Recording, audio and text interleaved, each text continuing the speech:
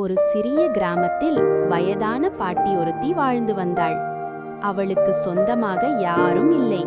சின்ன மண் வீட்டில் தனியாக இருந்தாள். ஒரு நாள் முழுவதும் அவளுக்கு உணவு கிடைக்கவில்லை.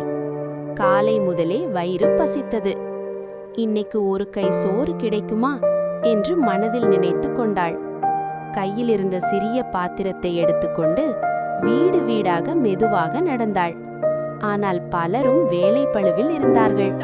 யாரும் அவளை கவனிக்கவில்லை. சோர்ந்து போன பாட்டி ஒரு மரத்தடியில் உட்கார்ந்தாள். கண்களில் கண்ணீர் வழிந்தது.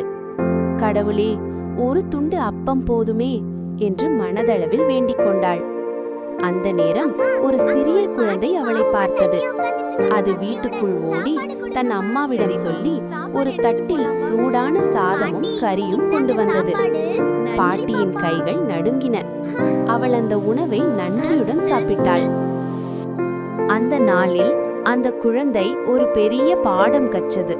பசி இருக்கும் ஒருவருக்கு ஒரு கை உணவு கொடுத்தால் அது கடவுளை மகிழ்விக்கும்.